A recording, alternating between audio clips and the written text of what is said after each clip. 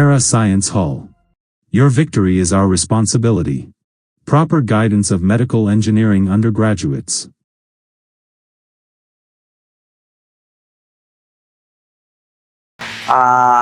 எல்லாருக்கும் good evening. இன்றைக்கு நாங்கள் பார்க்க போகிற விஷயம் என்னென்னு சொன்னால், மே மாதத்தில் நடந்த யூனிட் 2 பயாலஜி எக்ஸாமுக்குரிய எம்சிக்யூ ஸ்ட்ரக்சர்ஸ் எஸ்ஏக்குரிய எக்ஸ்பிளனேஷன்ஸை இந்த வீடியோவில் பார்ப்போம். கேள்விகளை போவோம். முதலாவது கேள்வியை பாருங்கள். ஒளித்தொகுப்பு செய்கின்ற தாவர கலத்தின் கலச்சாற்றில் பின்வருவனவற்றுள் எது அதிகமாக காணப்படும்? முதலாவது மாப்பொருள், ரெண்டாவது புரதம், கார்போஹைட்ரேட்டு, நீர், அங்கே கார்பன் டை ஆக்சைடு. சரி தானே? இதை பார்த்தீங்கன்னு சொன்னால், இப்போ நாங்கள் ஒரு தாவரத்தை எடுத்தோம்னு சொன்னால் அதில் 70% 90% பகுதி, அந்த தாவரத்தில் இருக்கிற 70% 90% பகுதி எங்களுக்கு நீரினால் ஆக்கப்பட்டு காணப்படும். சரிதானே? இதே இது நீங்கள் ஒரு விலங்கு எடுத்தீங்கன்னு சொன்னால் அது எங்களுக்கு 90% மிக அதிகமாக நீரினால் நிரப்பப்பட்டு காணப்படும். விலங்கு தானே? ஸோ இதில் தாவரம் என்று வந்தால் என்ன, விலங்குண்டு வந்தால் என்ன, ஒளித்தொகுப்பு செய்கின்ற தாவரம் என்று வந்தால் என்ன, ஒளித்தொகுப்பு செய்யாத தாவரம் வந்தால் என்ன, எங்களுக்கு தாவரம் ஒன்று நாங்கள் களத்தை எடுத்தோம்னு சொன்னால் அதில் புரதங்கள் இருக்கும், மாப்பொருள் இருக்கும், கார்போஹைட்ரேட் இருக்கும், எங்களுக்கு கார்பன் டை ஆக்சைடு இருக்கும். ஆனாலும் மிக அதிக அளவில் காணப்படுறது எங்களுக்கு நீர். ஸோ இதுக்குரிய ஆன்சர் எங்களுக்கு 4வது ஆன்சர். முதலாவது கொஸ்டினுக்கு 4வது ஆன்சர். ரெண்டாவது கேள்வியை பாருங்க.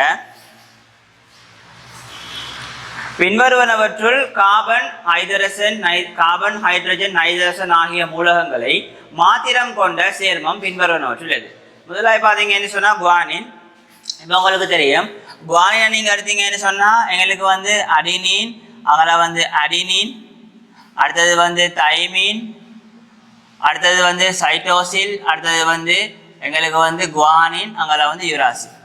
இது 5மே எங்களுக்கு என்னன்னா நைட்ரசன் மூலங்கள். சரிதானே? இது 5மே எங்களுக்கு என்னன்னு சொன்னால் நைட்ரசன் மூலங்கள். சரியா?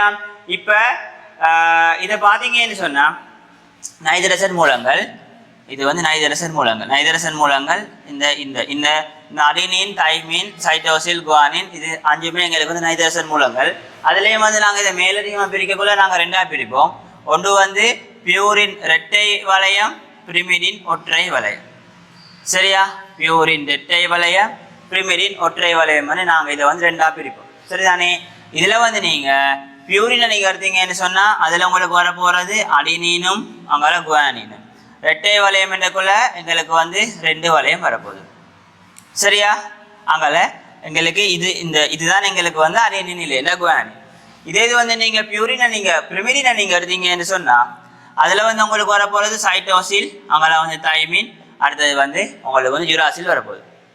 இதை பார்த்தீங்கன்னா இது உங்களுக்கு ஒற்றை வளையம். ஸோ எங்களுக்கு இந்த நைட்ரசன் மூலங்களில் இந்த வளையம் வந்தாலே உங்களுக்கு தெரிஞ்சிருக்க வேண்டிய விஷயம் இந்த வளையம் வந்தாலே இந்த வளையம் இப்போ கார்பன், உதாரணத்துக்கு குளுக்கோஸை பார்த்தீங்கன்னா குளுக்கோஸுக்கு இந்த வளையம் வரும். அடுத்தது ஒரு ஹைட்ரோ கார்பன் சேர்வு எடுத்தீங்கன்னாலும் அதுக்கும் இந்த வளையம் வரும். இந்த வளையம் வந்தால் அதில் உங்களுக்கு பிரதானமாக இருக்கிறது கார்பன், ஹைட்ரஜன், ஆக்சிஜன். சரிதானே? எங்களுக்கு இது நைட்ரசன் மூலங்கள்னு சொல்லக்கூட இதை விட எக்ஸ்ட்ராவா எனக்கு ஒரு நைட்ரசன் மூலக்கூறும் வரும். ஸோ எனக்கு நைட்ரசன் மூலக்கூறு. சரிதானே? அப்போ உங்களுக்கு பார்த்தீங்கன்னு சொன்னால் குவானினை பார்த்தீங்கன்னா அதில் இந்த வளையம் இருக்கிறதால கார்பன், ஹைட்ரஜன், ஆக்சிஜன் இருக்கும். அதோட மேலதிகமாக எங்களுக்கு நைட்ரசன் இருக்கும். ரெண்டாவது பார்த்தீங்கன்னு சொன்னால் எங்களுக்கு NAD+. சரியா? NAD+ ஒரு நியூக்ளியோடைட். சரியா? NAD+ ஒரு நியூக்ளியோடைட். அதை பார்த்தீங்கன்னு சொன்னால் இதெல்லாம் உங்களுக்கு NAD+ இருக்க போதும். இதில் ஒரு ஃபோஸ்பேட் கூட்டம் இருக்கும்.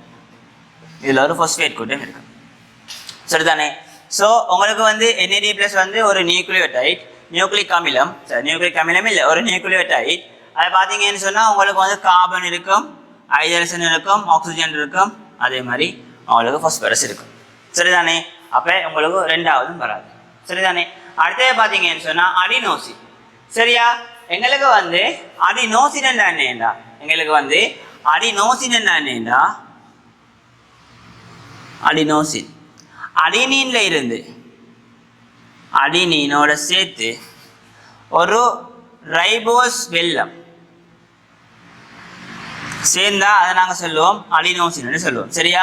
அடினீனோட ஒரு ரைபோஸ் வெல்லம் சேர்ந்துச்சுன்னு சொன்னா அதை நாங்க சொல்லுவோம் ஒரு என்னது நாங்க அடினோசின் சொல்லுவோம். அடினின் நைட்ரசன் மூலத்தோட உங்களுக்கு ஒரு ரைபோஸ் வெல்லம் சேர்ந்துச்சுன்னு சொன்னா அதை நாங்க சொல்லுவோம் அடினோசின் சொல்லி. அப்படி பார்த்தீங்கன்னு சொன்னா உங்களுக்கு இதுலேயும் வந்து கார்பன் வரும், ஆக்சிஜன் ஹைட்ரஜன் வரும், ஆக்சிஜன் வரும், அங்கே வந்து நைட்ரசன் வரும். சரிதானே? இதுதான். அப்போ உங்களுக்கு வந்து அடினோசினும் வராது. நாலாவது பார்த்தீங்கன்னு சொன்னால் அடினின். இப்போ இது வந்து ஒரு விதிவிலக்கு, உங்களுக்கு தெரிஞ்சிருக்க வேண்டிய விஷயம். அப்படின்னா எனக்கு வந்து நைட்ரசன் மூலங்களை நீங்கள் எடுத்தீங்கன்னு சொன்னால் அடினின், தைமின், சைட்டோசின், அங்கே குவானின், யுராசின் வரை தானே. அதுக்குள்ள உங்களுக்கு வந்து எல்லாத்துலேயுமே இரட்டை வளையம், ஒற்றை வளையம் இருக்கும். சரிதானே? அதில் வந்து எங்களுக்கு வந்து இதில் எங்களுக்கு அடினின்ல மட்டும் எனக்கு ஆக்சிஜன் வந்து காணப்படாது நார்மலா. சரியா? அதாவது இது வந்து ஒரு தியரி. அப்படின்னா எல்லா நைட்ரசன் மூலத்திலேயும் கார்பன் இருக்கும், ஹைட்ரஜன் இருக்கும், ஆக்சிஜன் இருக்கும். என்ன காரணம்? எனக்கு ஒரு வளையம் வர்றதுனால. ஆனால் உங்களுக்கு வந்து அடினின்ல மட்டும் உங்களுக்கு என்ன இருக்காது, உங்களுக்கு வந்து ஆக்சிஜன் வந்து காணப்படாது. இதுல அடினின்ல மட்டும் உங்களுக்கு ஆக்சிஜன் காணப்படாது, ஆக்சிஜன் காணப்படாது. சரியா? அப்ப இது வந்து எங்களுக்கு ஒரு விதிவிலக்கு. ஸோ எனக்கு வந்து கார்பன் இருக்கும், ஹைட்ரஜன் இருக்கும், எனக்கு வந்து ஆக்சிஜன் வந்து காணப்படணும், ஆனா காணப்படாது. ஸோ எனக்கு அடினின்ல இருக்கிறது கார்பன், ஹைட்ரஜன், நைட்ரசன். சரியா? அப்ப இதுதான் உங்களுக்கு ஆன்சருக்குள்ள வரப்போகுது. சரிதானே? அடுத்த பாத்தீங்கன்னு சொன்னா குளோரோஃபில். குளோரோஃபில்ல கட்டமைப்பு பாத்தீங்கன்னு சொன்னா அதுவும் உங்களுக்கு ஒரு வளைய கட்டமைப்பு. அதாவது குளோரோஃபில்லும் உங்களுக்கு ஒரு வளைய கட்டமைப்பு. இந்த வளைய கட்டமைப்பு இருக்கிறதுனால உங்களுக்கு வந்து கார்பன் இருக்கும், ஹைட்ரஜன் இருக்கும், ஆக்சிஜன் இருக்கும். இதோட சேர்த்து உங்களுக்கு வந்து ஒரு மெக்னீசியம் வரப்போகுது, ஒரு மெக்னீசியம் வரப்போகுது. சரியானே? ஸோ உங்களுக்கு வந்து குளோரோஃபில்லும் வராது. அப்போ ரெண்டாவது ஆன்சர் வந்து உங்களுக்கு அடினின். அது தியரி உள்ள விஷயம், அதை நீங்கள் பார்க்க தான் வேணும். அதுக்கு ஆன்சர் வந்து 4வது. சரியா? அடுத்தது வந்து போங்க 3வது கேள்வி.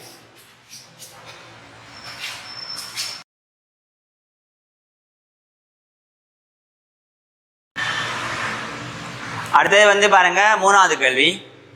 ஓகே, அடுத்தது வந்து பாருங்க 3வது கேள்வி. 10,000 நியூக்ளியோடைட்டுகளை கொண்டுள்ள டிஎன்ஏ மூலக்கூறில் மொத்த வளைவுகளின் எண்ணிக்கை கேட்டிருக்காங்க. சரிதானே? இப்ப உங்களுக்கு வந்து ஒரு டிஎன்ஏ கட்டமைப்பு உங்களுக்கு தெரிஞ்சிருக்கக்குள்ள அதை மெயினா உங்களுக்கு சொன்னது யாரு? வாட்சன் கிரிக் மாதிரி ஒருவர்தான் நாங்க வந்து ஒரு டிஎன்ஏ கட்டமைப்பை கட்டுவதற்காக நாங்க வந்து ஒரு பயன்படுத்துகிற ஒரு கட்டமைப்பு. இதுல பாத்தீங்கன்னு சொன்னா மிக பிரதானமாக நாங்க வந்து மூலச்சோடி விதி என்ற ஒரு விஷயத்தை வந்து படிப்போம். சரியா? அதுல மெயினா வந்து 3 விஷயம் இருக்கு. என்னது? முதலாவது வந்து எங்களுக்கு வந்து அலினின் வந்து தைமினோட சேரும், சைட்டோசில் வந்து குவானினோட சேரும். இது முதலாவது விதி. ரெண்டாவது விதி பாத்தீங்கன்னு சொன்னா ஏக்கும் டிக்கும் இடையில உங்களுக்கு 3 ஹைட்ரஜன் பிணைப்பு வரும். அங்க அதே மாதிரி ஜிக்கும் சிக்கும் இடையில உங்களுக்கு 2 ஹைட்ரஜன் பிணைப்பு வரும். இது வந்து ரெண்டாவது விஷயம். மூணாவது விஷயம் வந்து என்னன்னு சொன்னா உங்களுக்கு வந்து இப்ப நீங்க டிஎன்ஏ கட்டமைப்படுங்க, அது எப்படி இருக்க போதும்? அது முற்றிலும் ஒரு வளைஞ்ச பகுதியா காணப்பட போகுது. சரியா? இது வளைஞ்ச பகுதி, இது வளைஞ்ச பகுதி, இது வளைஞ்ச பகுதி, இப்படி காணப்பட போகுது. சரியா? எனக்கு வந்து மூலச்சோடி விதியில சொல்ற விஷயம் என்னன்னு சொன்னா இந்த ஒரு வளைவு இருக்கு தானே, இந்த ஒரு வளைவை எனக்கு 10 மூலச்சோடிகள் உருவாக்கும். 10 மூலச்சோடிகள். அதுல மீனிங் என்னன்னா இப்படி இருந்துச்சுன்னு சொன்னா எங்களுக்கு வந்து இரட்டை சுருளை வடிவம் தானே டிஎன்ஏ. அப்ப எங்களுக்கு இப்படி காணப்பட்டுச்சுன்னு சொன்னா எனக்கு வந்து 10 மூலச்சோடிகள் எனக்கு வந்து 20 நியூக்ளிக் அமிலங்கள். 20 நியூக்ளிக் அமிலங்கள் அப்படின்னா இதுல உங்களுக்கு 10, இதுல உங்களுக்கு 10. சரிதானே? அப்ப இங்க 10 நியூக்ளிக் அமிலம், இங்க 10 நியூக்ளிக் அமிலம், ஆக மொத்தம் 20 நியூக்ளிக் அமிலம். இல்லைன்னா 10 மூலச்சோடி. இப்ப இங்க ஒரு சோடி ஒன்று, இங்க ஒரு சோடி, இங்க ஒரு சோடி, இங்க ஒரு சோடி, அப்படி மொத்தம் 10 மூலச்சோடி. சரிதானே? சொல்ல வர விஷயம் என்னன்னா உங்களுக்கு ஒரு வளைவை 10 மூலச்சோடிகள் உருவாக்கும். விளங்குது தானே? இதுல பாருங்க மொத்தம் எங்களுக்கு எத்தனை நியூக்ளியோடைட்டுகள் இருக்காம் அந்த டிஎன்ஏல 10,000 இருக்காம். அப்ப டிஎன்ஏ பாத்தீங்கன்னு சொன்னா எங்களுக்கு வந்து 2 பட்டிகை இருக்கும். சரியா? இப்படி ஒரு பட்டிகை இருக்கும், இப்படி ஒரு பட்டி இருக்கும். சரிதானே? எனக்கு வந்து இது ரெண்டையும் சேர்த்து எத்தனையாம் 10,000 நியூக்ளியோடைட்டுகளாம். அப்படின்னு சொன்னா உங்களுக்கு இது வந்து 5,000, இது வந்து 5,000. சரியா? இது வந்து 5,000, இது வந்து 5,000. சரிதானே? உங்களுக்கு வந்து ஒரு வளைவுல எத்தனை இருக்கும்? ஒரு வளைவுல 10 இருக்கும். ஸோ உங்களுக்கு வந்து ஒரு வளைவுல 10 இருக்கும். மொத்தம் எத்தனை வளைவுகள் இருக்கணும்? உங்களுக்கு 500 வளைவுகள் இருக்கணும். சரிதானே? ஒரு வளைவுல 10 இருக்கும், மொத்தம் வந்து உங்களுக்கு 10,000. ஸோ இங்கால 5,000, இங்கால 5,000.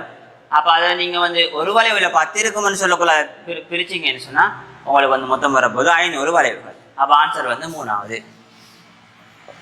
சரியா? அடுத்தது 4வது கேள்வியை பாருங்க.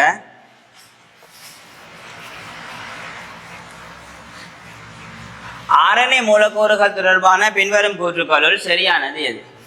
சரியா? 4வது கேள்வி. முதலாவது பார்த்தீங்கன்னு சொன்னா மிக குறைந்த அளவில் காணப்படுவது tRNA மூலக்கூறுகள். சரிதானே? மிக குறைந்த அளவில் காணப்படுறது எங்களுக்கு வந்து tRNA மூலக்கூறு. இதில் உங்களுக்கு தெரிஞ்சிருக்க வேண்டிய விஷயம் வந்து என்னன்னு சொன்னா எனக்கு வந்து மிக குறைந்த அளவு உங்களுக்கு இருக்கிறது mRNA. சரியா? மிகச்சிறியது உங்களுக்கு tRNA. மிகச்சிறியது tRNA. சரியா? மிக அதிக அளவில் இருக்கிறது உங்களுக்கு வந்து rRNA. சரியா? இதான் உங்களுக்கு தெரிஞ்சிருக்க வேண்டிய விஷயம். சரியா? அந்த நீங்க புரதங்கள் அந்த நியூக்ளிக் அமிலங்கள்ல படிப்பீங்க. நாங்கள் டிஎன்ஏக்கு வந்து பர்சன்ட் கிரிக்கு படிப்போம். RNAக்கு வந்து உங்களுக்கு மெயினா புரதம் சம்பந்தப்பட்ட, அதாவது புரத தொகுப்போட சம்பந்தப்பட்ட RNA தான் நாங்கள் படிக்க போறோம். அதுல பாத்தீங்கன்னா எங்களுக்கு மேக்சிமம் 3 வரப்போது சம்பந்தப்படுறது. ஒன்று வந்து mRNA, tRNA, rRNA. அதுல உங்களுக்கு தெரிஞ்சிருக்க வேண்டிய விஷயம் வந்து என்னன்னா மிக குறைந்த அளவு வந்து இருக்கிறது வந்து mRNA, மிக சின்னதா இருக்கிறது வந்து tRNA, எங்களுக்கு வந்து மிக அதிகமா இருக்கிறது வந்து rRNA. சரிதானே? நாங்கள் மிக பெரிய சைஸ் என்று நாங்கள் இதில் உங்களுக்கு அந்த விஷயம் தெரிய வேண்டிய அவசியம் ஒன்றும் இல்லை, பிரச்சனை ஒன்றும் இல்லை. சரியா? இந்த 3ஐயுமே நீங்கள் முக்கியமாக பாடமாக்கி வச்சுக்கோனீங்கன்னா சரி. சரிதானே? இப்போ பாருங்க, அதாவது இப்படி ஞாபகம் வச்சுக்கோனீங்கன்னா சரி. என்னது? tRNAக்கு வந்து சைஸும் சின்னன், tRNA வந்து சைஸும் சின்னன், அவருக்கு வந்து தடங்களும் இருக்கு. சரிதானே? tRNAல சைஸும் சின்னன், அதே மாதிரி 3 தடங்களும் இருக்கு. சரியா? 3 தடங்களும் இருக்கு. இது வந்து tRNA. சரியா? சைஸ் சின்னன், தடங்களும் இருக்கு, ஆனா சைஸும் சின்னன். சரியா? சைஸும் சின்னன், தடங்களும் இருக்கு. தடங்கள் 3 தடங்களும் இருக்கு. இதை மட்டும் ஞாபகம் வச்சுக்கோனீங்கன்னா சரி. அதை பார்த்தீங்கன்னா நம்ம முதலாவது வந்து பிள்ளை என்ன மிக குறைஞ்ச அளவில் காணப்படுறது tRNA போட்டிருக்காங்க. அதுல வந்து ஆன்சர் வந்து mRNA வரணும். 2வது பாருங்க, எங்களுக்கு வந்து டிஎன்ஏல இருக்கிற தகவல்களை எங்களுக்கு மாற்றுறது வந்து rRNA போட்டிருக்காங்க. சரியா? அதை எங்களுக்கு செய்யறது வந்து mRNA. சரிதானே? 2வது வந்து உங்களுக்கு தெரியும் தானே, இப்போ இதுல வந்து டிஎன்ஏ இருக்கும். டிஎன்ஏ வந்து என்ன செய்யும்? எங்களை கருவுக்குள்ள டிஎன்ஏ இருக்கும். டிஎன்ஏ வந்து எங்களுக்கு சுருள் வந்து அவுக்கப்பட்டு என்ன செய்யும் சொன்னா உங்களுக்கு வந்து mRNA என்ன செய்யும்? இதை போய் அப்படியே பிரதி எடுக்கும். சரியா? அப்ப இது வந்து mRNA தான் பிரதி எடுக்கணும். mRNA என்ன செய்ய போதோ திரும்பி அப்படியே இதெல்லாம் உங்களுக்கு எங்க நடக்க போதோ இது வந்து உங்களுக்கு கருவுக்கு உள்ள. சரியா? இப்ப mRNA என்ன செய்யுதுன்னு சொன்னா கருவுக்குள்ள போய் பிரதி எடுத்துட்டு கரு நுண்துளையினூடாக வெளியே வந்து எனக்கு வந்து குளிய உருவ அடையும். குளிய உருவ அடைஞ்சோன்னு என்ன செய்யுமான்னு சொன்னா mRNA வந்து தகவல்களை tRNAக்கு கொடுக்கும். சரிதானே? mRNA வந்து வரும். சரியா? இதுல வந்து mRNA இருக்க போகுது. சரிதானே? mRNA. சரியா? mRNA இருக்க போகுது. இந்த mRNAல வந்து 3 கோலன், இப்படி 3 கோலன் இருக்கும். சரியா? mRNA போய் எதுல இணையும் சொன்னா ரைபோசோமோட போய் இணையும். சரியா? mRNA போய் ரைபோசோமோட இணையும்.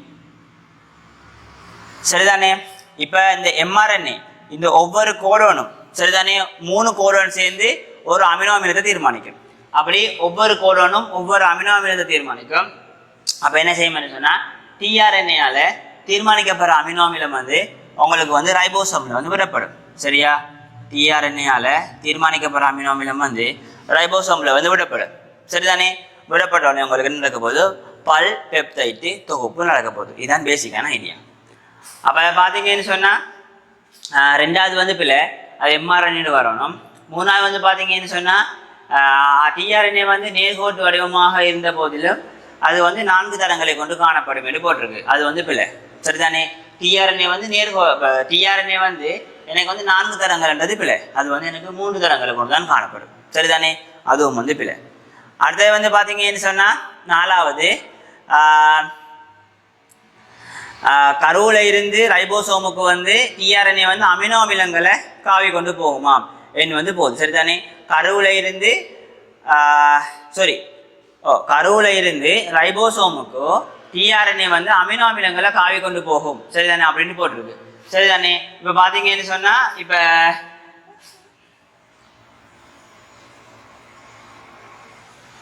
கருவில் இருந்து அமினோ அமிலங்களை ரைபோசோமுக்கு டிஆர்என்ஏ கொண்டு சென்று விடுங்கன்னு போட்டிருக்கு. இப்போ எப்படி தானே எங்களுக்கு வந்து அமினோ அமிலம் வந்து கருவில் இருக்காது.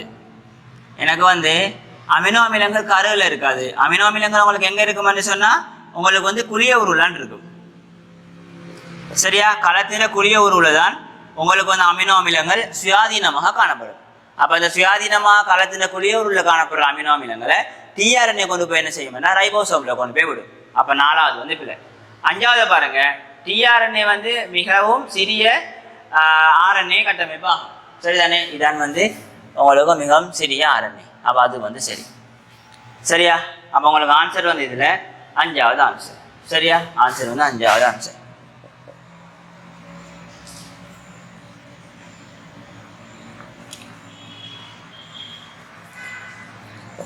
அஞ்சாவது கேள்வியை பாருங்க.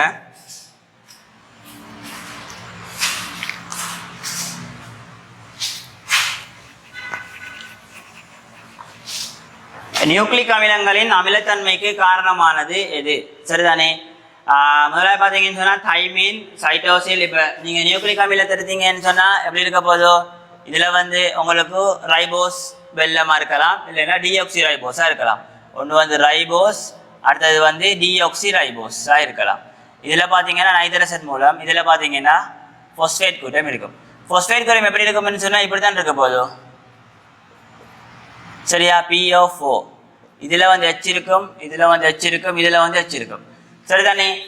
இந்த H வந்து உங்களுக்கு என்ன செய்யும்னு சொன்னால் நீங்கள் கெமிஸ்ட்ரியில் படிச்சிருப்பீங்க. இது வந்து பரிவடையும். இந்த H வந்து என்ன செய்யலாம்? எங்களுக்கு வெளியேற்றலாம்.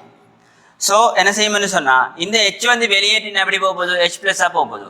இது போனால் இதுவும் H+, இது போனால் இதுவும் H+. ஸோ என்ன செய்யலாம்னு சொன்னால் சில கரைசல்ல இந்த 3 H+ம் போகலாம், சில கரைசல்ல இந்த 2 H+ போகலாம், சில கரைசல்ல ஒரு H+ போகலாம். அப்படி எங்களுக்கு வந்து ஒரு நியூக்ளிக் அமிலம் ஒன்று இருக்கு. அந்த நியூக்ளிக் அமிலம் ஒன்று இருக்கு. அந்த கரைசல், அந்த இருக்கிற கரைசல் இருக்கு தானே, அது அமிலமா இல்லைன்னு சொன்னா அமிலமா இல்லைன்னு சொன்னா காரமா அப்படின்னு சொல்லி தீர்மானிக்கிறது யாருன்னா எனக்கு இங்க இருக்கிற ஃபோஸ்பேட் கூட்டம்.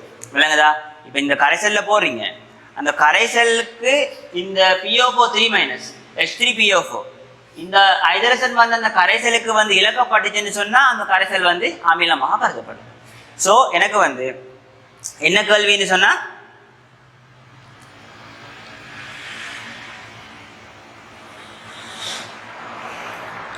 எங்களுக்கு நியூக்ளிக் அமிலத்தில அமிலத்தன்மைக்கு காரணமானதுன்னு கேட்டிருக்காங்க. சரியா? அப்போ அதுக்குரிய ஆன்சர் வந்து எங்களுக்கு ஃபோஸ்பேட் கூட்டம். சரியா? அதுக்குரிய ஆன்சர் வந்து எங்களுக்கு ஃபோஸ்பேட் கூட்டம். எத்தனாவது ஆன்சர்?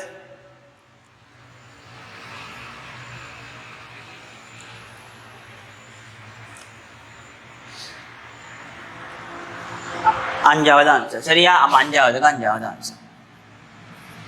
6வது கேள்வி போவோம்.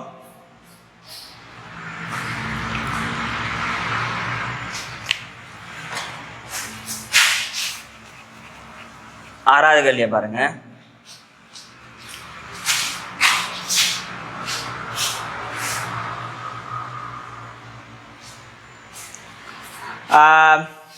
அமினோ அமிலம் பற்றிய பின்வரும் கூற்றுக்களுள் தவறானது எது? சரியா? 6வது கேள்வி. முதலாவது பார்த்தீங்கன்னா மனித உடலுக்கு தேவைப்படும் அனைத்து அமினோ அமிலங்களும் மனித உடலினால் துவக்கப்பட முடியாது. இது வந்து சரியா? எங்களுக்கு வந்து அமினோ அமிலங்கள் மனிதனுக்கு என்னத்துக்கு வேணும்னா புரதங்களை துவக்கிறதுக்கு வேணும். சரிதானே? அப்படி எங்களுக்கு மொத்தம் 20 வகையான அமினோ அமிலங்கள் எங்களுக்கு புரதங்களை துவக்கிறதுக்காக நாங்கள் வந்து பயன்படுத்தலாம். அதில் பார்த்தீங்கன்னு சொன்னால் மொத்தம் எங்களுக்கு வந்து 9 வகையான அமினோ அமிலங்களை நாங்கள் சொல்லுவோம். என்னன்னா அத்தியாவசியமான அமினோ அமிலங்கள். சரியா? மிக பயனோட நாங்கள் என்ன சொல்லுவோம் என்று சொன்னால் அத்தியாவசியமற்ற அமினோ அமிலங்கள். சரியா?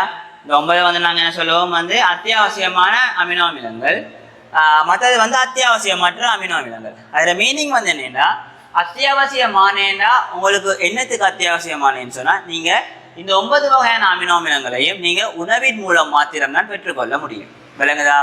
அதான் நாங்கள் அத்தியாவசியமான அமினோ அமிலங்கள். அப்படின்னா எங்களோட உடல் வந்து சிறப்பாக தொழிற்பாடு செய்யணும் என்று சொன்னால் எங்களுக்கு வந்து புரதங்கள் வந்து துவக்கணும். அது கட்டாயம் உங்களுக்கு 20 வகையான அமினோ அமிலங்கள் வேணும். இந்த 11 வந்து அத்தியாவசியமற்றது. அதில் மீனிங் என்னன்னா நீங்கள் வந்து உணவின் மூலம் அதை எடுக்கணும் என்ற ஒரு அவசியம் வந்து இல்லை. என்ன காரணம்னா அது வந்து உங்களுக்கு உடலினால துவக்கப்படும். மிச்சமா இருக்கிற அந்த 9 வகையான அமினோ அமிலங்கள் வந்து அத்தியாவசியமான அமினோ அமிலங்கள். அப்படின்னா அது வந்து நீங்க உணவின் மூலம் மட்டும்தான் எடுக்கணும். முதலாவது ஆன்சர் வந்து சரி. என்ன ரீசன்டா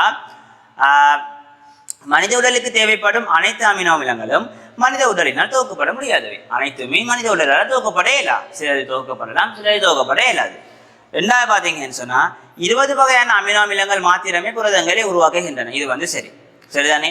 உலகத்துல எத்தனையோ வகையான அமினோ அமிலங்கள் இருக்கு. ஆனா எங்களுக்கு 20 வகையான அமினோ அமிலங்கள் தான் மனிதன் உடல்ல புரதங்களை வந்து ஆக்குது. அது வந்து சரி. மூணாவது வந்து பாத்தீங்கன்னு சொன்னா அமினோ அமிலத்தில் உள்ள கரைதிறனை அமினோ அமிலத்தில் உள்ள ஆர் கூட்டம் அதன் கரைதிறனை தீர்மானிக்கும். இப்ப நீங்க ஒரு அமினோ அமிலம் எடுத்தீங்கன்னு சொன்னா இதுல வந்து கார்பன், அல்பா கார்பன், இதுல வந்து ஹைட்ரஜன், இதுல வந்து நைட்ரஜன், இதுல வந்து C+OH, இதுல வந்து ஆர். சரிதானே? இப்ப எங்களுக்கு வந்து இந்த ஆர்ல வந்து ஹைட்ரோ கார்பன்கள் இணையலாம். ஹைட்ரோ கார்பன்கள்னு சொன்னா எனக்கு வந்து சாதாரணமா ஒரு CH3 இணையலாம், சாதாரணமா ஒரு H மட்டும் இணையலாம். சரியா? இல்லைன்னா இப்படியான பெரிய பெரிய சேர்வைகள் இணையலாம். சரிதானே? இப்ப இந்த அமினோ அமிலம் சாதாரணமா ஒரு H இணைஞ்சு சொன்னா இதுல பாத்தீங்கன்னு சொன்னா உங்களுக்கு என்னது இதுல இருக்கிற கவர்ச்சி விசை என்ன? எங்களுக்கு வந்து இருமுனைவு கவர்ச்சி விசை இருக்க போகுது. சரிதானே? நார்மலா உங்களுக்கு இருமுனைவு கவர்ச்சி விசை இருக்க போகுது. இப்ப இந்த ஆர் கூட்டத்துல பாத்தீங்கன்னு சொன்னா எங்களுக்கு பெரிய பெரிய பெரிய பெரிய மூலக்கூறுகள் வந்து இணையலாம். சரிதானே? இப்ப நார்மலா H வந்து இணைஞ்சா இங்க இருக்கிற இருமுனைவு கவர்ச்சி விசை வந்து இந்த இவங்களுக்கு இடையில இருக்கிற பிணைப்புகளை உடைக்கலாம். சரியா? இவங்களுக்கு இடையில இருக்கிற பிணைப்புகளை இந்த இருமுனைவு கவர்ச்சி விசை வந்து உடைக்கலாம். சரிதானே? அதனால இது வந்து ஒரு சேர்வை கரையிற மீனிங் என்ன? இப்ப இது வந்து எக்ஸ், இது வந்து எக்ஸ்னா எங்களுக்கு இங்கால வந்து H2O, இங்கால வந்து H2O. சரிதானே? இருமுனைவு கவர்ச்சி விசைன்னு சொல்லக்குள்ள என்னன்னா இந்த இதுக்கும் உங்களுக்கு வந்து நீர் மூலக்கூறுகளோட ஒரு விசை வந்து வர. இப்ப என்ன செய்யணும்னு சொன்னா இங்க வந்து பிணைப்பு வந்து உருவாக ஸ்டார்ட் பண்ணும். அப்போ உங்களுக்கு என்ன செய்யணும்? சக்தி வந்து ஃபார்ம் ஆகும், சக்தி வந்து உங்களுக்கு உருவாகும். அந்த உருவாகிற சக்தி வந்து இந்த பிணைப்பு உடைக்குமாக இருந்தா அது வந்து நீர்ல வந்து கரையும். இதுதான் எங்களோட பேசிக்கான ஐடியா. சரிதானே? அப்ப இதுல பிரச்சனை என்னன்னு சொன்னா எங்களுக்கு வந்து மிக மிக மிக மிக பெரிய பெரிய பெரிய பெரிய கூட்டங்கள்லாம் வந்து இந்த ஆறுல வந்து என்னன்னு சொன்னா அங்க அது கரையுமா கரையாதுன்னு எங்களுக்கு ஒரு பிரச்சனை வரப்போகுது. அது மீனிங் வந்து என்னன்னா H வந்து இதுல வந்து என்னன்னு சொன்னா இதுல இருக்கிற இருமுனைவு கவர்ச்சி விசை இருக்கு தானே, அந்த இருமுனைவு கவர்ச்சி விசை வந்து இந்த மூலக்கூறை கரைக்கிறதுக்கு போதுமானதாக இருக்கும்.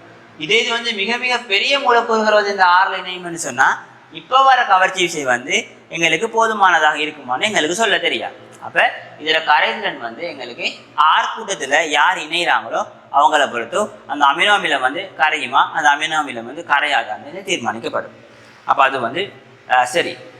நாலாவது பாத்தீங்கன்னு சொன்னா வண்ணமில கரைசலில் அமைன் கூட்டம் நீரேற்றம் பெற்று காணப்படும். இப்ப வண்ணமிலம்ன்ற மீனிங் என்ன? கரைசல்ல H+ இருக்குன்னு அர்த்தம். சரியா? கரைசல்ல மிக அதிக அளவுல H+ இருக்குன்னு அர்த்தம். இப்ப இந்த நீங்க H+ இருக்கிற கரைசல்ல இந்த அந்த அமினோ அமிலத்தை போல என்ன செய்ய போகுது? இந்த H+ வந்து என்ன செய்யும்னா இந்த NH2 வந்து இணையும். சரி, இணைஞ்சு எப்படி வரப்போகுது உங்களுக்கு? C double bond H CH R NH3 plus இப்படி வரப்போகுது. விளங்கிச்சா? இதுதான் பேசிக்.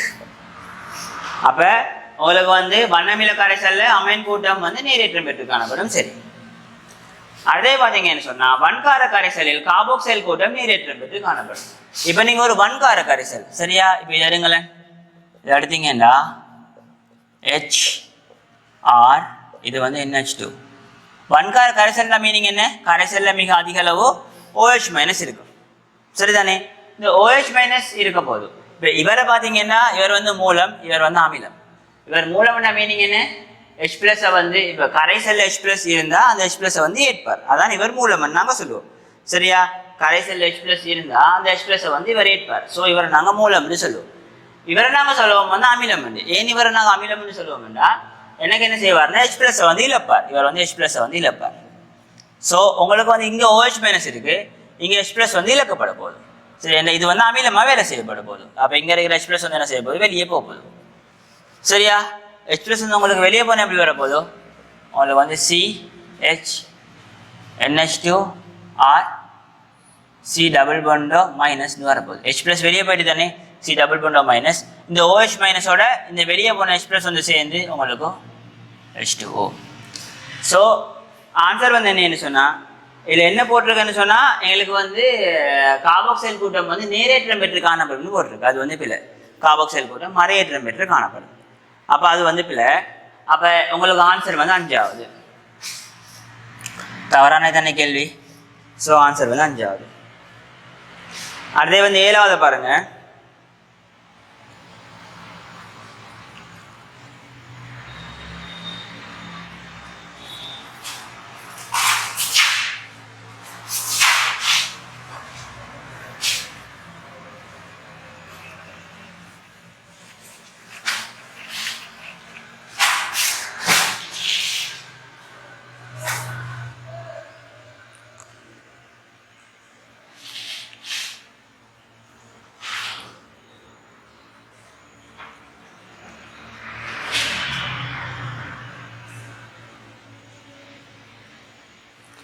பின்வருவனவற்றுள் அமினோ அமிலத்தின் கட்டமைப்பில் காணப்படாதது எது?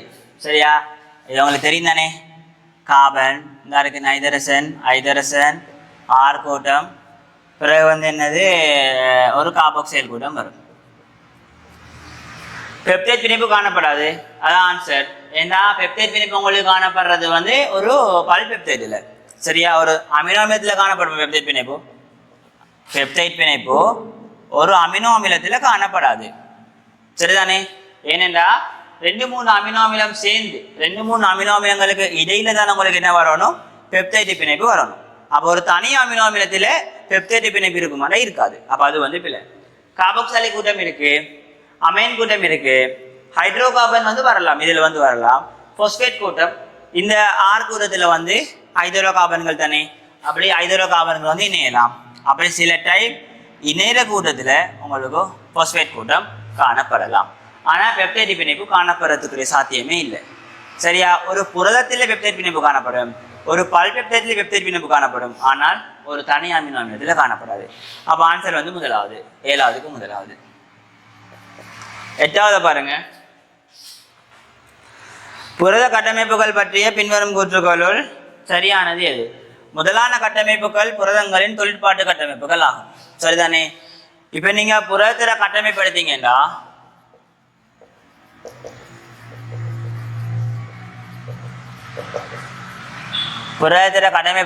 சொன்னா உங்களுக்கு வந்து என்ன செய்யப்பட போதோ, உங்களுக்கு இந்த ரைபோசோம்ல இருந்து உங்களுக்கு துவக்கப்படுறது ஒரு நேரிய பல்பெப்டைடு சங்கிலி. அதை நான் சொல்லுவேன் முதலான கட்டமைப்பு. சரியா? ஒரு நேரிய பல்பெப்டைடு சங்கிலி. சரிதானே? இப்போ என்ன செய்யணும்னு சொன்னா இந்த நேரிய பல்பெப்டைடு சங்கிலியை வந்து நான் தொழிற்பாடுகளுக்கு பயன்படுத்தலாம். சரியா? அதாவது ரைபோசோம்ல இருந்து வர நேரிய முதலாவது ஸ்டெப் நேரிய பல்பெப்டைடு சங்கிலியை நான் என்ன செய்யலாது? ஒரு தொழிற்பாட்டுக்கு பயன்படுத்த இயலாது. அப்போ என்ன செய்யணும்னு சொன்னா புரதம் வந்து பல்வேறுபட்ட துணை கட்டமைப்புகளுக்கு போகும். அதாவது இப்படி நேரா உருவாகினது என்ன செய்யும் சொன்னா உங்களுக்கு வந்து சுருளியா மாறும். அதை நாங்கள் சொல்லுவோம் அல்பா சுருளி. இப்படி தகடா மாறும், அதை நான் சொல்லுவேன் பீட்டா தகடு. இல்லைன்னா போலா மாறும், அதை வந்து சொல்லுவேன் துணையான கட்டமைப்பு. இல்லைன்னா 4 போலா மாறும், அது வந்து நாட்புடைய கட்டமைப்பு. சரியா? இப்படி ஏன் மாறணுமெண்டா, இப்படி மாறினாத்தான் புரதம் வந்து என்ன செய்யும், அதுல உண்மையான தொழிற்பாடுகளை செய்யலாம். விளங்குதா? இப்ப நேரா இருக்கிற ஒரு பல்பெப்டைட், நாங்க நேரா இருக்கக்குள்ள அதை புரதம் என்று கூட சொல்ல மாட்டோம். அது என்னன்னு சொல்லுவோம், நேரிய பல்பெப்டைட் சங்கிலி. அப்ப புரதத்தால எந்த விதமான ஒரு வேலையையும் செய்ய இயலாது. சரிதானே?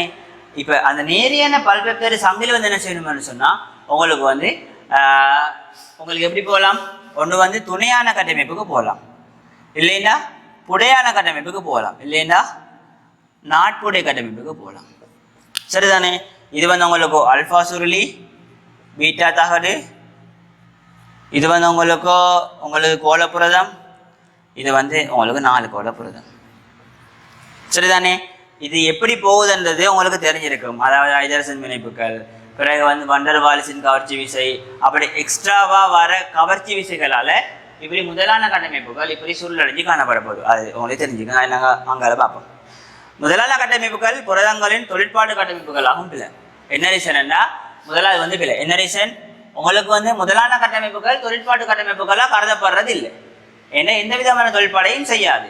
சரியா? துணையான கட்டமைப்புகள் இல்லைன்னு சொன்னா புடையான கட்டமைப்புகள் இல்லைன்னு சொன்னா நாட்டுடைய கட்டமைப்புகள் தான் உங்களுக்கு தொழிற்பாட்டுக்கு செய்ய போகுது, தொழிற்பாட்டுக்கு வரப்போகுது. சரியா? அப்ப அது வந்து பிழை. பெப்டைட் பிணைப்புகள் துணை கட்டமைப்புகளை உருவாக்க உதவுகின்றன. இது வந்து பிழை. ஏனென்றா அடுத்துள்ள அமினோ அமிலங்களுக்கு இடையில தான் உங்களுக்கு என்ன வரப்போதோ பெப்டைட் பிணைப்பு வரப்போகுது. இது வந்து ஒரு பங்குட்டு வலி பிணைப்பு. அப்ப அடுத்துள்ள அமினோ அமிலங்களுக்கு இடையில பெப்டைட் பிணைப்பு வந்துச்சுன்னு சொன்னா அது உங்களுக்கு என்னத்தை உருவாக்கும், முதலான கட்டமைப்புகளை மாத்திரம் தான் உருவாக்கும். சரியா?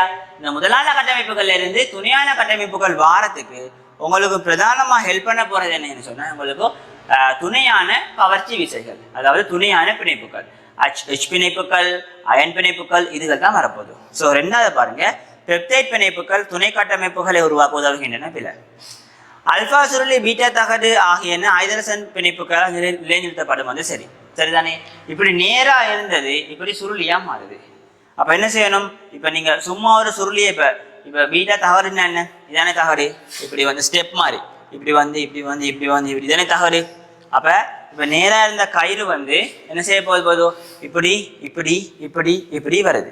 அதோட மீனிங் என்ன, இப்ப இப்படி இப்படி நேரா இருக்கிற கயிறு வந்து எனக்கு இப்படி இப்படி மடிஞ்சு மடிஞ்சு வருதுன்னா என்ன மீனிங், இந்த ஒவ்வொரு மடிப்புலையும் யாராச்சும் முதல்ல அதை பிடிச்சிக்கொள்ளணும். விளங்குதா? இப்ப நேரா இருக்கிற கம்பியை நீங்க வந்து இப்படி சும்மா ஓட்டுவீங்கன்னா நேராக தான் இருக்க போதும். அப்ப அதை வந்து நீங்க மடிச்சு மடிச்சு மடிச்சு என்ன செய்யணும்னு சொன்னா பிடிச்சிக்கொள்ளணும். அப்ப இதை இப்படி மடிச்சு பிடிச்சிக்கொள்ளணும், இங்கே இதை மடிச்சு இப்படி பிடிக்கணும், இதை மடிச்சு இப்படி பிடிக்கணும். சரியா? அப்பதான் என்ன செய்யணும்னா அது வந்து அல்பா சுருளியாகவோ இல்லைன்னா பீட்டா தகடுவாகவோ அது வந்து காணப்படும். சரிதானே?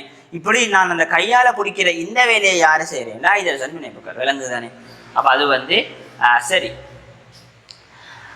புரதத்தின் இயற்கை அழிதல் பிரதான கட்டமைப்பை மாற்றுமாமட்டு போட்டிருக்கு. இது வந்து பிழை. சரிதானே? இப்ப இயற்கை அழிதல் சொன்னா என்னன்னா, இப்ப வந்து இந்த ஆல்ரெடி உங்களுக்கு வந்து முதலான கட்டமைப்புகள் உருவாக்கப்பட்டு அதுல இருந்து இப்படி புடைக்கோ துணைக்கோ நாட்புடைக்கோ போகும் தானே. இப்படி போன புரதங்கள் மீண்டும் இப்படியே வர. சரியா? இதான் நாங்க சொல்லுவோம் என்னன்னா புரதங்களோட இயற்கை அகற்றல், புரதங்களின் இயற்கை அகற்றல். இதான் நாங்க புரதங்களின் இயற்கை அகற்றல்னு பார்ப்போம். சரியா? அப்ப அது வந்து வரப்போகுது. இப்ப இதுல பாத்தீங்கன்னு சொன்னா உங்களுக்கு என்னென்ன பிணைப்புகள் உங்களுக்கு இல்லாம செய்யும்னு சொன்னா முதலான கட்டமைப்புகள்ல இருந்து துணையான கட்டமைப்புகளுக்கு வரக்குள்ள என்னென்ன பிணைப்புகள் இருந்துச்சோ அதுகள் எல்லாம் இல்லாம போகுது. அதோட மீனிங் வந்து என்னன்னா முதலான கட்டமைப்புகள்ல இருந்து துணையான கட்டமைப்புகள் வாரத்துக்கு உதவின பிணைப்புகள் யாரு, உங்களுக்கு துணை கவர்ச்சி விசைகள். சரிதானே? அது எல்லாமே இல்லாம போகுது. அப்ப பெப்டைட் பிணைப்பு உங்களுக்கு இல்லாம போகாது. ஏனென்றா அது வந்து ஒரு பங்குட்டு வலு பிணைப்பு, அது முதலான கட்டமைப்புல காணப்படுற ஒரு பிணைப்பு. அப்ப அது வந்து இல்லாம போகாது. சரிதானே? நான் அஞ்சாவது பாருங்க, ஹைட்ரஜன் பிணைப்புகள் நாட்டுடைய கட்டமைப்போட உறுதிக்கு வந்து பங்களிப்பு செலுத்துவதில்லை என்று போட்டிருக்கு. இது வந்து பிழை. நாட்டுடைய கட்டமைப்பு இது. சரியா? ஹைட்ரஜன் பிணைப்புகள் எல்லாத்துக்குமே வரும். இப்ப இங்க வர்றது ஹைட்ரஜன் பிணைப்புகள் மட்டும், இங்க வந்து ஹைட்ரஜன் பிணைப்புகளோட சேர்த்து அயன் பிணைப்புகள் வந்தர்பாலசின் கவர்ச்சி விசையில வரப்போகுது. இங்க வந்து பாத்தீங்கன்னா இங்கேயும் ஹைட்ரஜன் பிணைப்புகளோட சேர்த்து உங்களுக்கு அயன் பிணைப்பு வந்தர்பாலசின் கவர்ச்சி விசையெல்லாம் வரப்போகுது. அப்ப கேள்வி வந்து சரியான ஆன்சர் வந்து 3வது. அப்படின்னா ஆல்பா சுருளி பீட்டா தகடு உங்களுக்கு வந்து ஹைட்ரஜன் பிணைப்புகளால் நிலைநிறுத்தப்படும் என்றதுதான் ஆன்சர். 9ஆம் கேள்வியை பாருங்க. புரதங்களை பற்றிய பின்வரும் கூற்றுக்கள் தவறானது எது? கலமென்சாவோட பிரதானமான கூறுகளை கொண்டது. சரிதானே? அது வந்து சரிதானே. இப்போ நீங்கள் ஒரு கலமென்சா எடுத்தீங்கன்னா அதில் வந்து உங்களுக்கு என்ன இருக்க போது? பொஸ்போலிபிட் இருக்கும். பிறகு வந்து உங்களுக்கு வந்து வாங்கி புரதங்கள், சரியா? வாங்கி புரதங்கள் இருக்கும். பிறகு வந்து நீங்கள் படிச்சிருப்பீங்க தானே, புரதங்கள் வந்து மென்சாவை குறுக்கான புரதங்கள், குறுக்காகாமல் இருந்த புரதங்கள்லாம் இருக்க போகுது. ஸோ கலமென்சாவோட பிரதான கூறில் இதுவும் உண்டு. அது வந்து சரிதானே. சில விலங்கு ஹோமோன்கள் புரதங்கள்லாம் ஆக்கப்பட்டது. சரிதானே. இதை பார்த்தீங்கன்னு சொன்னால் இலிங்க ஹோமோன்கள் மட்டும்தான் உங்களுக்கு வந்து இலிப்பிட்டுகளால் ஆக்கப்பட்டது. சரியா? இலிங்க ஹோமோன்கள் மட்டும்தான் உங்களுக்கு இலிப்பிட்டுகளால் ஆக்கப்பட்டது. இலிங்க ஹோமோன்கள்னா யாரு? ஈஸ்ட்ரஜன், டெஸ்டஸ்டரோன்,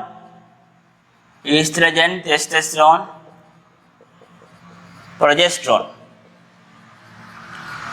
இப்படியானது மட்டும்தான் உங்களுக்கு என்னத்தால் ஆக்கப்பட்டது? இலிப்பெட்டிகளால் ஆக்கப்பட்டது. மிச்சம் எல்லாமே உங்களுக்கு புரதங்களால் ஆக்கப்பட்டது. அப்போ அது வந்து பிழை. அது வந்து சரிதானே. அங்கே வந்து பார்த்தீங்கன்னு சொன்னால் நிற்புரணத்தில் பங்களிப்பு செலுத்தும்னு போட்டிருக்கு. சரிதானே. அது வந்து சரி. இந்த ரீசன்னா உங்களுக்கு தெரியும், நீங்கள் இம்யூனோகுளோபியூலின்கள் என்று படிச்சிருப்பீங்க. சரிதானே. அது வந்து வரப்போகுது. சரியா? 4வது பார்த்தீங்கன்னு சொன்னால் பிரதான சக்தி மூலமாகும், கலங்களின் பிரதான சக்தி மூலமாகும்னு போட்டிருக்கு. இது வந்து பிள்ளை. எங்களுக்கு புரதம் வந்து கலங்கள்ல பிரதான சக்தி மூலம் இல்லை. கலங்கள்ல பிரதான சக்தி மூலம் எங்களுக்கு குளுக்கோஸ். சரிதானே. புரதங்கள் எங்களுக்கு கலங்கள்ல பிரதான சக்தி மூலம் இல்லை. அப்ப உங்களுக்கு வந்து பிரதான சக்தி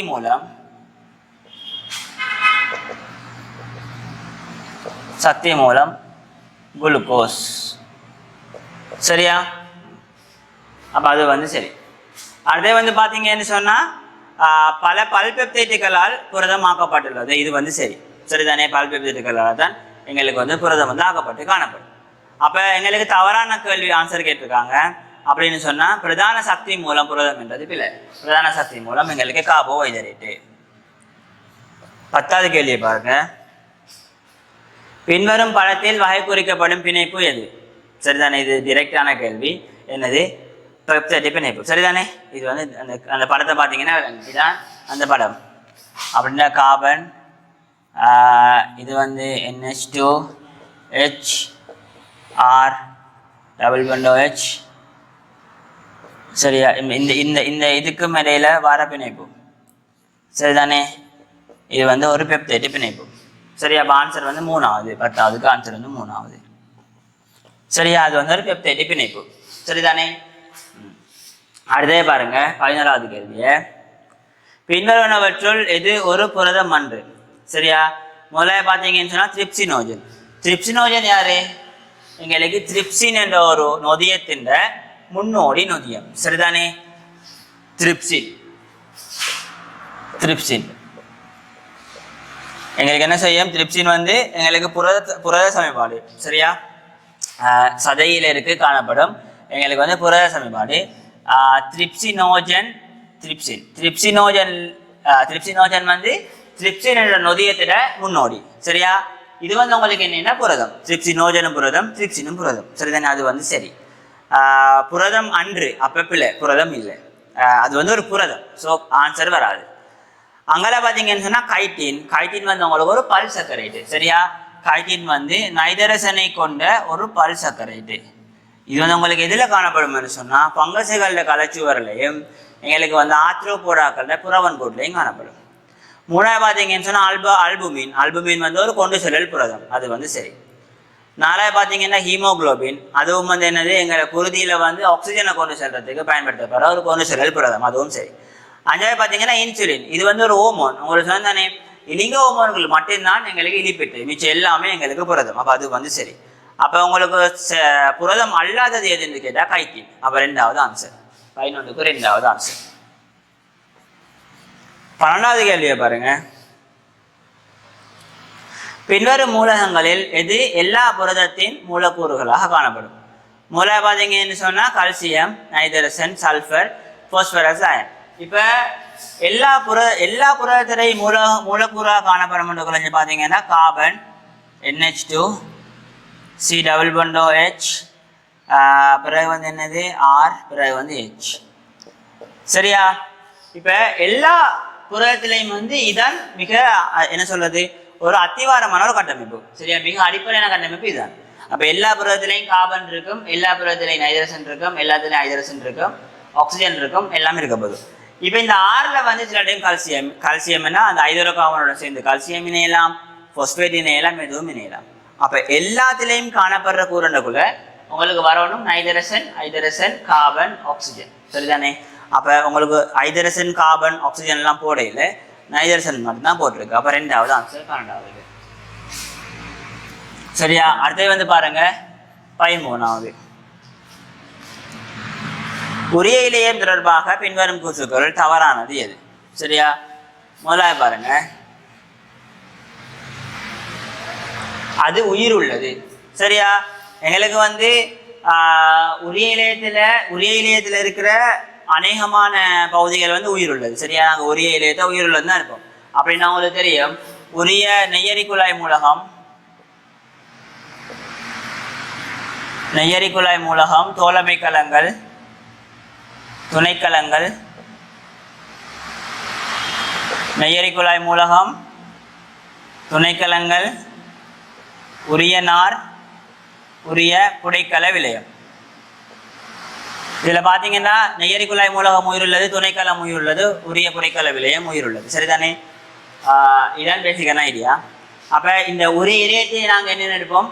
எங்களுக்கு வந்து உயிருள்ள இலையம் தான் நாங்க எடுப்போம். கால் வந்து உயிரற்றதுன்னு எடுப்போம். சரிதானே?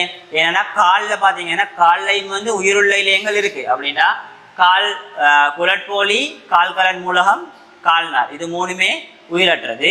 கால் புடைக்கல விலையம் வந்து உயிருள்ளது. சரியா? ஆனால் என்ன செய்ய வேண்டாம், கால் வந்து முதிர்ச்சி அடையக்குள்ள என்ன நடக்கும் வேண்டாம், அந்த கால் புடைக்கல விலையம் இல்லாமல் போயிடும்.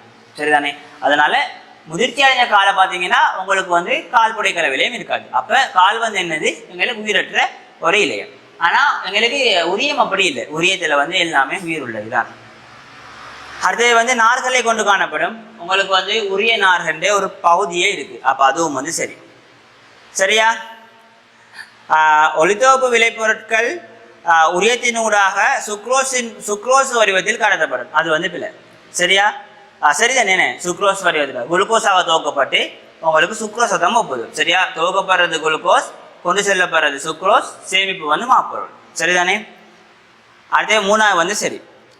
சரியா? அங்கெல்லாம் வந்து உயிர்ப்பான கொண்டு செல்லல், உரிய கொண்டு செல்லல் வந்து உயிர்ப்பான கொண்டு செல்லல் ஆகும். சரிதானே? இப்ப இது வந்து சரி. ஏனென்றா உரிய கொண்டு செல்லல்னு சொல்லக்கூட நாங்க ஃபுல்லா சொல்லணும். இப்ப வந்து எனக்கு வந்து உரிய கொண்டு செல்லல்னு சொன்னா என்னன்னா, எனக்கு முதலாவது வந்து அங்கே வந்து மூலம்னு சொன்னா என்ன, எனக்கு வந்து உரிய கொண்டு செல்லல் ஆரம்பிக்கிற இடம். அங்க வந்து உணவு வந்து உற்பத்தி செய்யப்படுற உணவு என்ன செய்யும்னு சொன்னா சக்தியை பயன்படுத்தி உரிய சுமையேற்றம் நடக்கும். அப்படின்னா உற்பத்தி செய்யப்பட்ட இடத்துல இருந்து உங்களுக்கு நெய்யரி குழாய் மூலகத்துக்குள்ள உங்களுக்கு உணவு வந்து ஏற்றப்படும். அது நாங்கள் உரிய சுமையேற்றம். இது வந்து எனக்கு உயிர்ப்பானது. பிறகு என்ன செய்யும்னு சொன்னா அது வந்து தாலி அடையும். தாலின்னு சொன்னா நாங்க கடைசியா அந்த உரிய கொண்டு செல்லல் எங்க போய் முடிய போகுது, அதான் வந்து தாலி, அங்க வந்து போகுது. சரியா? அப்ப இங்க இருந்து உங்களுக்கு அங்க போகும் தானே, இது வந்து எனக்கு உயிர் பற்றது. விளங்குதா? இது வந்து எனக்கு உயிர் பற்றது. ஸோ இதுக்கு வந்து உங்களுக்கு சக்தி வந்து தேவையில்லை.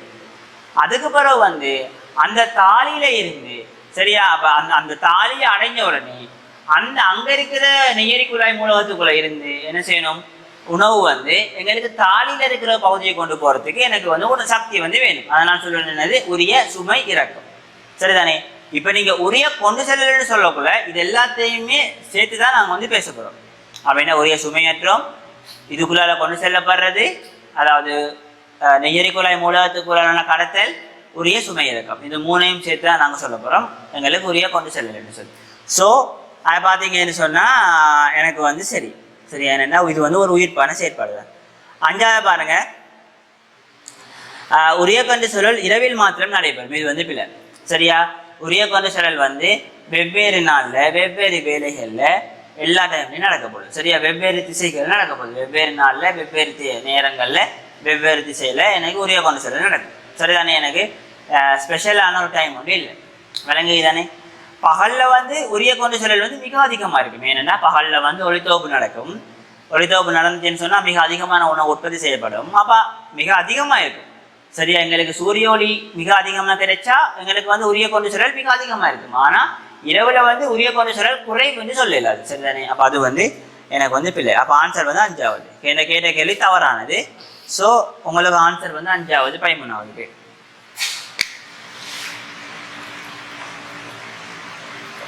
14வது பாருங்க. உரியம் தொடர்பாக பின்வரும் கூற்றுக்கள் தவறானது எது? ஒளித்தொகுப்பு விளைபொருட்கள் குளுக்கோஸ் வடிவத்தில் கடத்தப்படும். அது வந்து பிள்ளை. துவக்கப்படுறது குளுக்கோஸ், கடத்தப்படுறது சுக்ரோஸ், சேமிக்கப்படுறது மாப்பொருள். அப்போ அது வந்து பிள்ளை. சரியா, துணைக்கலங்கள் அங்கெல்லாம் வந்து நெய்யரி குழாய் மூலகங்கள் சக்தி பயன்பாட்டினை காட்டும். அது வந்து சரி. சரிதானே? ஏன்னு சொன்னால் உங்களுக்கு வந்து உரிய சுமையேற்றத்திலையும் உரிய சுமையிறக்கத்திலையும் சக்தி வேணும்.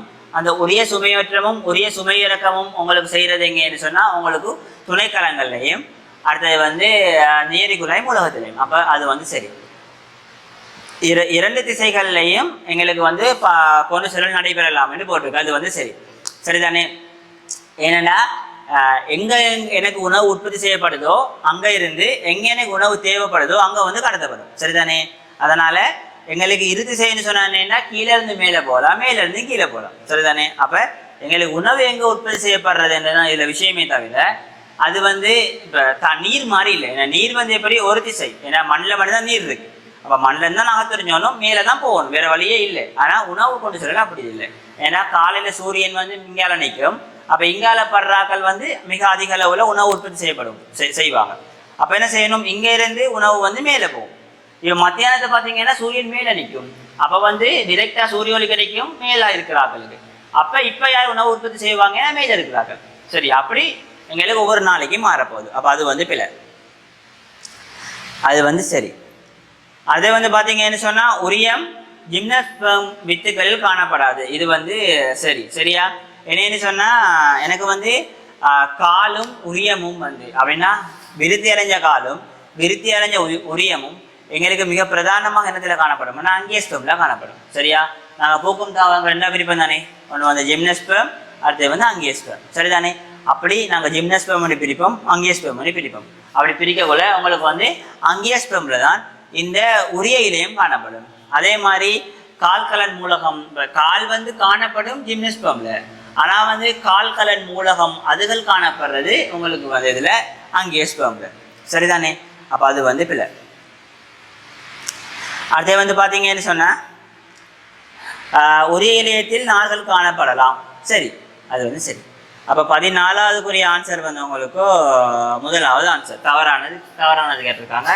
முதலாவது ஆன்சர். 15வது பாருங்க.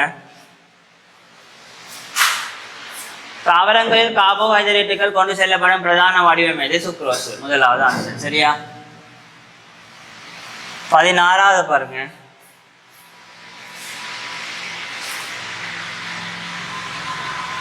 மந்தமான செயற்பாடாக கருதப்படக்கூடியது பின்வருவனவற்றில் எது? சரிதானே? முதலாக பார்த்தீங்கன்னு சொன்னா மண்கரைசலிலிருந்து வேர்மயிர் கலங்களின் புன்பற்றிடங்களுக்குள் கனிப்பொருள் அயன்களின் அசைவு. இப்போ வந்து இது வந்து மண்கரைசல், இது வந்து வேர்மயிர்கள், இது வந்து என்ன செய்ய போகுதுன்னா நீரை வந்து அகத்தறிஞ்சப்பட போகுது. அப்போ என்ன செய்ய போகுதுன்னு சொன்னால் இப்போ டச்சில் இப்படி ஒரு கனெக்ஷனில் இருக்கும். இப்போ என்ன செய்யும்னு சொன்னால் எங்களுக்கு வந்து வேர்மயிர் காலங்கள் இருக்குது தானே? வேர்மயிர் காலங்கள் இங்கே வந்து அயன்கள் அளவு கூடவாக இருக்கும், அயன்கள் அளவு இப்போ இங்கே வந்து குறைவாக இருக்கும். இப்போ என்ன செய்யும்னு சொன்னால் சக்தியை பயன்படுத்தி ஏடிபியை பயன்படுத்தி என்ன செய்யும்? அயன்கள் எல்லாத்தையும் இங்கே வந்து என்ன செய்யும்னா வேர்மயிர் வந்து அயன்களை வந்து இங்கே வந்து பம்ப் பண்ணும். சரியா? அயன்களை இங்கே வந்து பம்பப்படும். அதாவது மண்ணீர் கரைசல்ல இருந்து வேர்மயிர் காலத்துக்குள்ள இருக்கிற பொன்வெற்றத்துக்குள்ள மண்ணீர் கரைசல்ல இருந்து வேர்மயிர் காலத்துக்குள்ள அயன்கள் வந்து உயிர்ப்பான முறையில பம்பப்படும். அப்ப என்ன செய்யும்? இதுல கரை அழுத்தம் வந்து கூடும். சரியா? ஜைஎஸ் வந்து கூடும். கரை அழுத்தம் கூட என்ன செய்யும்? நீரழுத்தம் வந்து குறையும். சரிதானே? இப்போ இங்க வந்து அதிக அளவு உயிர்ப்பான முறையில அயன்கள் போறதுனால கரை அழுத்தம் கூடும், நீரழுத்தம் குறையும். ஸோ என்ன செய்யும்னு சொன்னா இந்த வேர்மயிருக்குள்ள நீரழுத்தம் வந்து நல்லாவே குறையும், இங்கே வந்து நீரழுத்தம் நல்லாவே கூடும். அப்போ என்ன செய்யும், இங்கே இருக்கிற நீர் என்ன செய்யும், இதுக்குள்ளே வரப்போகுது. விளங்குதா? இங்கே இருக்கிற நீர் வந்து இதுக்குள்ளே, அதாவது நீரழுத்தம் கூடினத்திலிருந்து நீரழுத்தம் குறைஞ்சதுக்கு நீர் மூலக்கூறுகள் அசைய போகுது. விளங்குதா? நீரழுத்தம் கூடினத்திலிருந்து நீரழுத்தம் குறைஞ்சதுக்கு நீர் மூலக்கூறுகள் அசைய போகுது. இதுதான் பேசிக்கான ஐடியா. விளங்குதா? நீரழுத்தம் கூடினத்திலிருந்து நீரழுத்தம் குறைஞ்சதுக்கு நீர் மூலக்கூறுகள் அசைய போகுது. சரிதானே? அப்போ அசைய போகுது. சரியா? இது வந்து உங்களுக்கு என்னது, எனக்கு வந்து பிரசாரணம் மூலம் போகும். எனக்கு வந்து அயன்கள் போறது என்ன சொல்றது, உயிர்ப்பான கொண்டு செல்லல். அயன்கள் போன பிறகு உங்களுக்கு ஒரு நீரழுத்த படித்திறன் வந்து உருவாக்கப்படும். அதுக்கு பிறகு நீர் போறது உங்களுக்கு பிரசாரணம், அது வந்து உயிர்பற்றது. அப்ப மந்தமான செயற்பாடாக கருதக்கூடியது கணிப்பொருள் அயன்கள் அசைவு வந்து பிழை. அடுத்தது பார்த்தீங்கன்னு சொன்னா இளைஞர் விலைய கலங்களில் இருந்து நெய்யரி குழாய்களுக்கு சுக்ரோசின் அசைவு. இது வந்து எங்களுக்கு வந்து உரிய சுமை ஏற்றம். அப்போ இது வந்து பிள்ளை. ஏன்னா இளைஞர் விலைய கலங்கள் தான் என்னது, உங்களுக்கு ஒளித்தொகுப்பை மிக அதிகமாக செய்கிறார்கள். அப்போ அங்கேருந்து வந்து அது வந்து மூலம். ஸோ உரிய சுமையேற்றம், இது வந்து உயிர்ப்பானது. காவற்கலங்களிலிருந்து மேற்றோல் கலங்களுக்குள் K+ அயன்களின் அசைவு. இது வந்து நாங்கள் பார்ப்போம். உங்களுக்கு வந்து இலைவாய் திறத்தல் பொறிமுறை. சரியா? இலைவாய் திறத்தலில் வந்து என்ன செய்யும்னு சொன்னால், இதில் வந்து K+, இது வந்து என்ன செய்யும், உயிர்ப்பான முறையில் இங்கால வந்து பம்பப்படும். சரியா? உயிர்ப்பான முறையில் பம்பப்படும். சரியா? உயிர்ப்பான முறையில் K+ வந்து பம்பப்பட்டுச்சுன்னு சொன்னால் என்ன செய்யும்டா, சரியா, காவற்கலங்களில் இருந்து மேற்சொல் கலங்களுக்குள் K+ அயன்களின் அசைவு. சரிதானே? இப்போ இது வந்து என்ன செய்யும்னு சொன்னால் உயிர்ப்பாக வந்து பம்பப்படும். பம்பப்பட்டா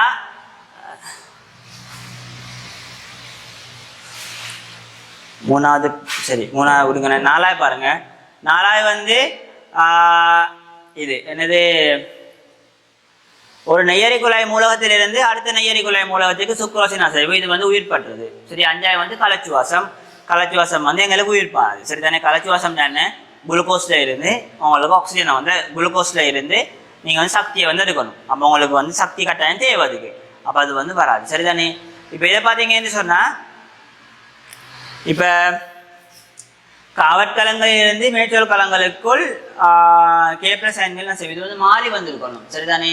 ஏனென்றா உங்களுக்கு வந்து K+ உட்பாய்ச்சல் கருதுகோளில் என்ன செய்யும், அருகில் இருக்கிற மேற்றோல் கலங்களில் இருந்து K+ வந்து உயிர்ப்பான முறையில் காவற்கலங்களுக்குள்ளே போகும். சரியா? உயிர்ப்பான முறையில் காவற்கலங்களுக்குள்ளே போகும். அப்போ என்ன செய்யும், எனக்கு வந்து உயிர்ப்பான முறையில் காவற்கலங்களுக்குள்ளே போனுச்சுன்னு சொன்னால், இங்கே வந்து என்ன செய்யும்னா நீரழுத்தம், கரையழுத்தம் வந்து கூடும். சரியா? கரையழுத்தம் வந்து கூடும். ஏன்னா கரைதிறன் கூடுது. சரியா? கரையிற பதார்த்தங்கள் அளவு வந்து கூடுது. கரையழுத்தம் வந்து கூடும். கரையழுத்தம் கூடனா நீரழுத்தம் குறையும். ஸோ அருகில் இருக்கிற இதில் வந்து நீரழுத்தம் கூட இருக்கும். ஸோ நீரழுத்தம் கூடினது நீரழுத்தம் குறைஞ்சதுக்கு நீர் வந்து அசைய போகுது. இதால் உங்களுக்கு ஒரு வீக்க முக்கம் வரும். இப்போ வந்து என்ன செய்யும், இலைவாய் வந்து திறக்கும். இதுதான் பேசிக்கான ஐடியா. சரியா? அடுத்தது வந்து இலைவாய் மூடுதல். இலைவாய் மூடுதலில் பார்த்தீங்கன்னு சொன்னால் என்ன செய்யப்பட போகுதுன்னு சொன்னால், எங்களுக்கு வந்து களத்துக்கு உள்ளுக்குள்ளே மிக அதிகமாக இருக்கிறது K+. சரி, எந்த களத்தை எடுத்தாலும் களத்துக்கு உள்ளுக்குள்ளே மிக அதிகமாக இருக்கிறது K+. களத்துக்கு வெளியில் மிக அதிகமாக இருக்கிறது சோடியம் ப்ளஸ். ஸோ இலைவாய் மூடுதல் எப்படி நடக்கும்னு சொன்னால், உங்களுக்கு மிக அதிகமாக களத்துக்குள்ளே காணப்படுறது K+ தானே. ஸோ என்ன செய்யும்னா, களத்துக்குள்ளே மிக அதிகமாக K+ காணப்படும். ஸோ இப்போ வந்து K+ இங்கேருந்து மேற்றோல் களத்துக்குள்ளே போகுதோ, ஆனால் அதுக்கு சக்தி தேவையில்லை. ஏன்னா சக்தி உங்களுக்கு எப்போ தேவை, செறிவு குறைஞ்ச இடத்துல செறிவு கூடின தேவைப்படும் சக்தி வேணும். இப்போ இங்கே வந்து சக்தி வந்து உங்களுக்கு தேவையில்லை. விளங்குதா? ஸோ உங்களுக்கு இங்கேருந்து இங்கே போகிறதுக்கு சக்தி வந்து தேவையில்லை. அப்போ அது வந்து வராது. ஆன்சர் வந்து உங்களுக்கு 3ஆவதும் 5ஆவதும் வரலாம். ஆன்சர் வந்து உங்களுக்கு 3ஆவதும் 5ஆவதும் வரும். 5ஆவதும் இல்லை, 3ஆவதும் 4ஆவது. சரியா? அடுத்தது வந்து பாருங்க 17ஆவது.